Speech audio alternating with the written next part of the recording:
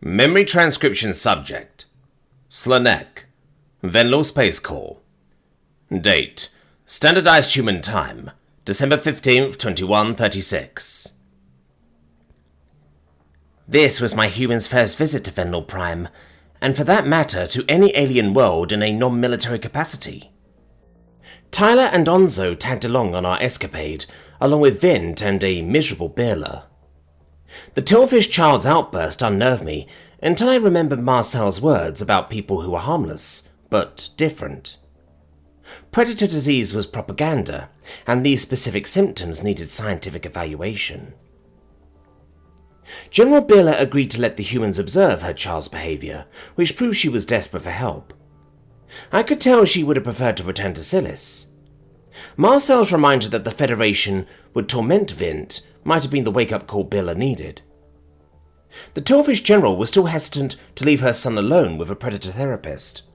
However, Vint wasn't dropping his humor obsession, and was making life difficult for his mother. An explanation was said to be coming, but the Terrans wished to stretch their legs before tackling serious matters. Marcel marvelled at the circular designs of the roads, and even knelt to press a palm to the fall-absorbent sidewalks. Humans didn't stampede-proof their major cities, from what I'd seen on Earth. Meanwhile, Vint rode on Tyler's shoulder. The blonde-haired soldier had warmed up to the little Tillfish. "Faster! Humans never get tired," the Tillfish child cheered.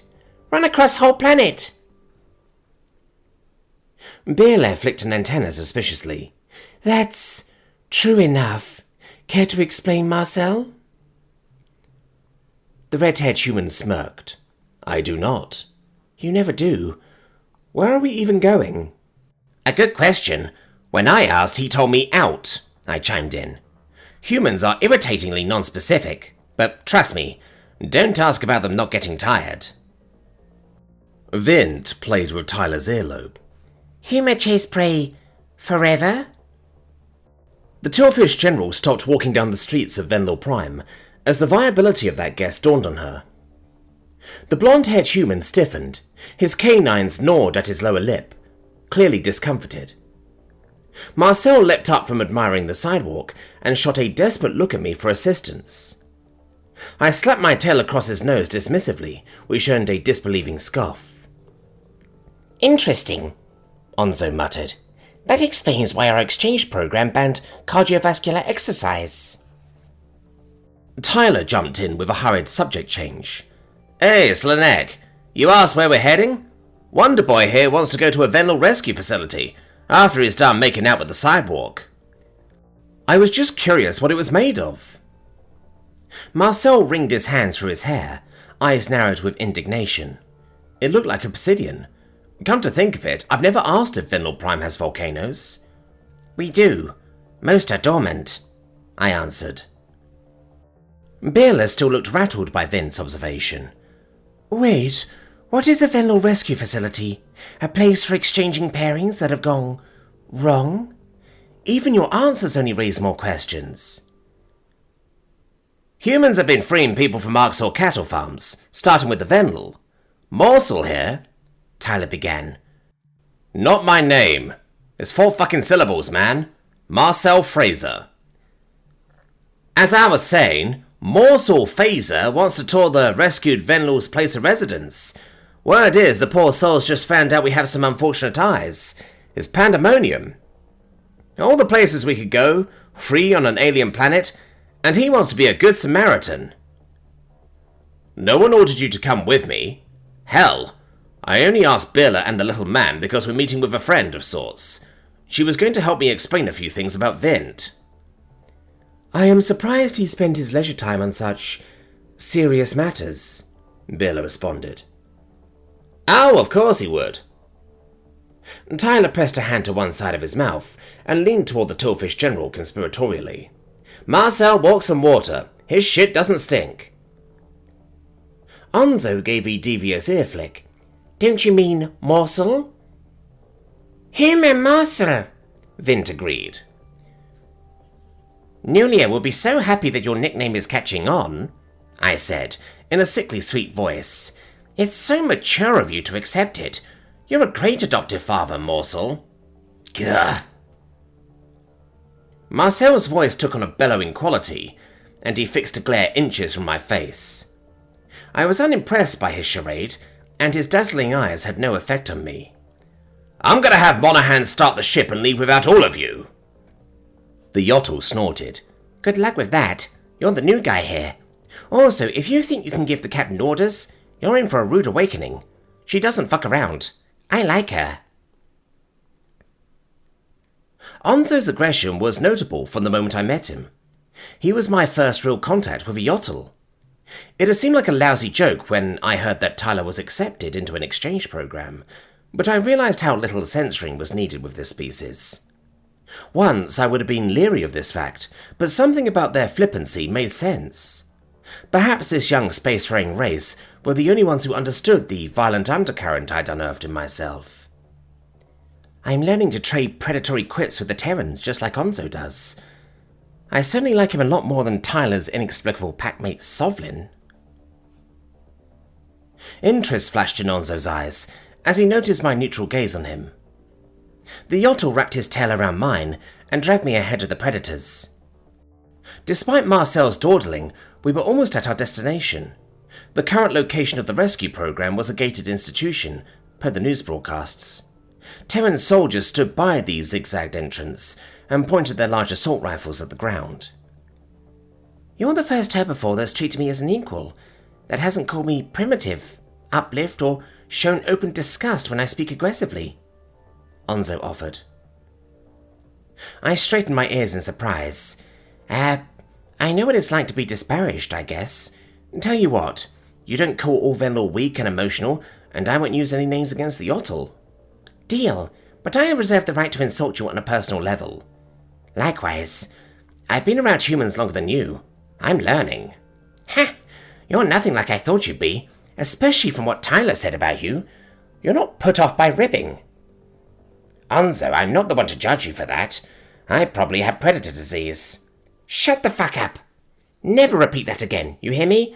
You have no idea what they'll do to you. I'm not talking about humans. Your own people will bleed your soul. Okay, sorry. I'm just saying without my instincts in the driver's seat, I've been more aggressive and unstable. Charging into battle, killing. Shit. You Venlil were probably all sorts of fired up before the feds got to you. I bet they went to great lengths to tame you. And you probably were a highly empathetic race from the start, but they distorted that. Pick the parts you like and discard the rest. They did that to the Yotl? Yes. It's surprising but nice to have a non-human believe me. Thanks, Slanek. Onso broke off our chat, and Tyler raised a questioning eyebrow. Passive concern had lingered in the blonde human's gaze for the entire trip. The Yotl must have shared something with him to elicit this response. The marsupial hissed in annoyance when Tyler rubbed his shoulder comfortingly. Marcel picked up on the tense undercurrent and narrowed his eyes at the duo. Is everything all right? My human asked. Onso bared his teeth. It's good that you left Dino on the ship. Of course it is, Bela shuddered, just thinking of the dog. I'd become partial to the domesticated predator because of his docile behavior. We wouldn't want that thing terrorizing Venlil, at a cattle facility no less. Rescue facility, Marcel corrected. Onso is right. Trust me, 2 humans are terrifying enough to look at, if you're not used to it. You've both been very nice to me and Vint, but it's still a lot. Dogs would have Venlil catatonic on the floor, a public safety hazard. The Yotl lashed his tail. What I meant is that they burned Dino alive. Harder to do with him on a ship. Why ban doggy? Vint asked. Because the dog doesn't fit with their narrative of predators being evil, and it should suffer for that. That's why they try to slaughter the humans. Tyler nudged his friend. That's enough. Kids don't need to be told about death and suffering. You're right. I'm sorry. The UN guards at the entrance shared a glance, having heard enough of our conversation. They formed a human wall, moving closer together to block our entrance. We deposited ourselves at the facility gate, without any of us noticing the journey was complete. The red-haired officer showed them something on his holopad, and engaged in a series of hushed whispers with the guard. "This is a sensitive situation, sir, with mass panic abounding," a guard said. "The only names in this communique are you, the Venlil, and a bearer. Even with Miss Rosario's invitation, such a large group is inadvisable." Marcel shook his head. "Tyler and I would be happy to wear masks. Vint is an actual child, and Onso is part of our crew. He can't be the only man left out, right?" "The problem is that these Venlil know what's under the masks now, sir. They think we're slavering predators who go mad for a lick of blood. When they see large groups of us, they think it's a hunting pack. I know, it's batshit crazy, but..." "Marcel?" A female Terran with dark curls waved a hand at us and flashed her teeth. "Rosario. Sarah Rosario, the human astronaut, had invited us. Come on in and bring your friends. I'm sure there won't be any trouble." The UN guards stepped to the side and cleared a path. They took a few extra steps back as Billa passed, which led me to question the wisdom of bringing her here. What if bringing a tillfish around stressed-out Gaians caused them to panic too? This place was a powder keg already. We didn't need to tempt fate. The last thing I wanted was to disrupt crucial work done towards human acceptance. However, the Odyssey astronaut seemed unfazed by the tillfish. The glint in her eyes was a mix of wonder and curiosity. I could only imagine how giddy Sarah had been at first contact, partaking in mankind's first opportunity to examine extraterrestrial life.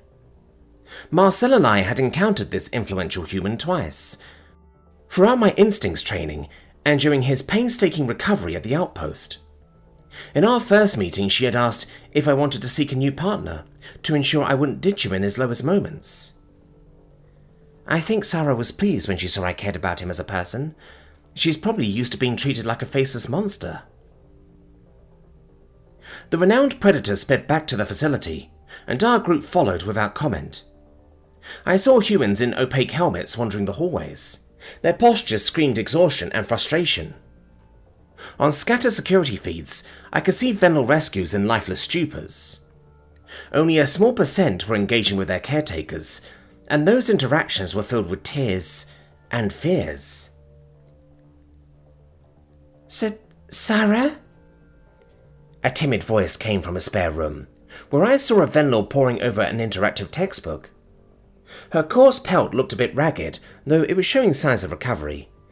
"This says your ancient theatres could house tens of thousands of people." Sarah quickened her pace. "That's right, Heisey. Curiously enough, that's still the size of many modern stadiums."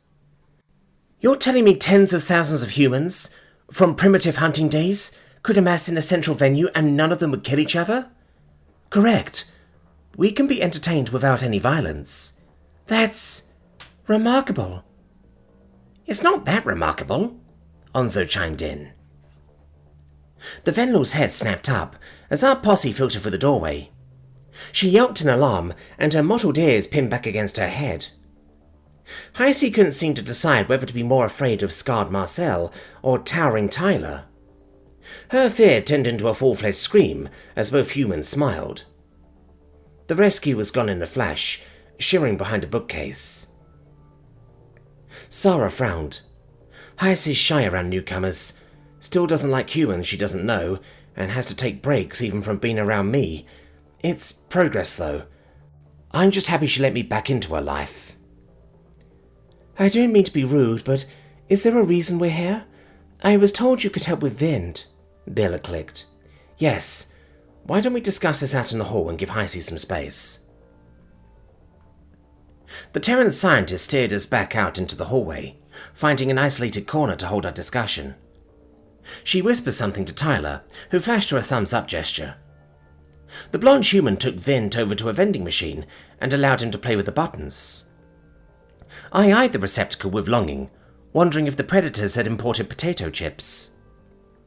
Birla sported a look of focused concern, worried about what the humans might say.